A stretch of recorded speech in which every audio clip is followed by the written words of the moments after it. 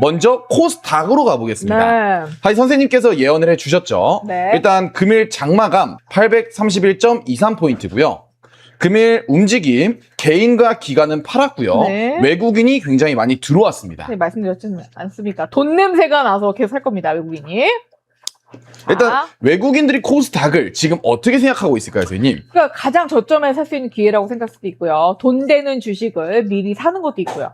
아마 모을 가능성도 없습니다, 지금. 그래서 하나하나 차분차분 모으는 쪽으로 갈 거기 때문에 코스닥 상승은 예정이 돼 있는 겁니다, 사실은. 자, 이어서 네. 많은 분들이 기다리셨을 것 같습니다. 네. 이어서 코스피고요. 네. 금일 장마감 7,656.31. 내일은 또 8점 찍겠죠?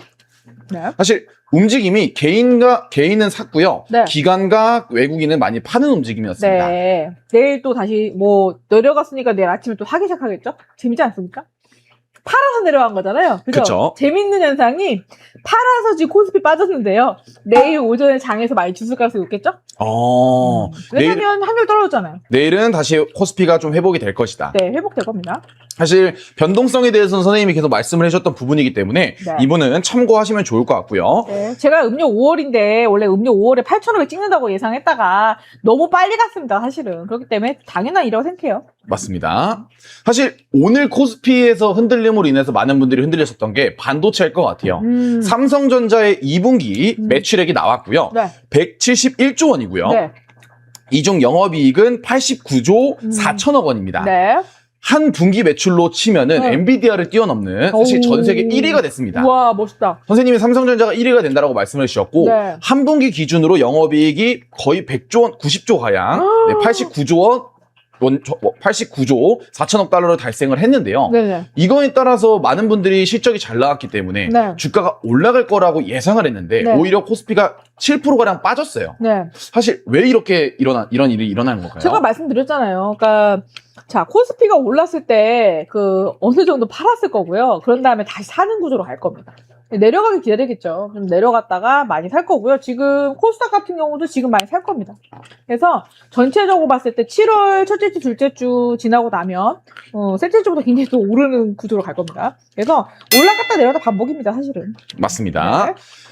금일 장마감 기준으로 29만 6천 원이고요. 어제 기준 6.92포인트 하락한 금액입니다. 네. 다시 좀 회복을 한다는 말씀일까요? 10%도 아니고 6.9이군요. 네, 올라가죠, 당연히. 또 8천 나옵니다, 내일. 네. 맞습니다. 이어서 또 많은 분들이 관심 있는 게 하이닉스일 것 같습니다. 네. 사실 선생님이 말한 하이닉스가 미국을 간다. 나스닥을 7월 10일 나스닥 상장을 예고하고 있고요. 네. 이로 인해서 많은 분들이 또 올라갈 거라고 기대했지만 네. 삼성전자 반도체가 떨어지면서 금일 종가 기준 220만 1,000원입니다. 사실은 팠다 살았다 지금 예전에는 장기로 많이 갔었는데 요새 4848 많을 거예요. 제가 주도를 했는지 모르겠지만 어찌됐건 4848 많이 할 거예요. 그래서 변동성은 크지만 내렸을 때 사시면 이득은 보실 겁니다. 좋습니다. 내렸을 때 사시면 이득 볼 수 있다. 이렇게 좀 눈치 빠른 모습을 보여주시면 좋을 것 같고요. 네, 네. 이어서 또 많은 분들이 궁금해하실 만한 네. 하나오션입니다. 네. 사실 하나오션에 대해서 오늘 진짜 많은 분들이 궁금해하실 것 같아서 네. 선생님 물 한번 드셔주시고 이어서 가도록 하겠습니다. 네, 저 먹다 보니까 정말 죄송합니다. 감사합니다. 네, 사실 하나오션 네. 선생님이 굉장히 좋게 전망을 했던 것도 하나고요. 네. 이번에 캐나다 잠수함 수주에서 네. 흔히 말하는 불발이 일어났습니다. 네, 불발 아니에요. 네, 사실 일단 캐나다 잠수함 수주 네네네. 일단 언론에 비춰진 걸로는 네, 네. 이 캐나다 잠수함 수주에 있어서 독일한테 밀린 것처럼 보여졌고요. 네. 그로 인한 여파인지는 모르겠지만 오늘 하나오션의 주가가 좀 많이 빠졌습니다. 네. 사실 어제보다 마이너스 22%, 그래서 종가 기준 89,800원입니다. 내려갔을 때 사시고 돈 버시겠네요. 그죠? 이게 왜 그러냐면, 자.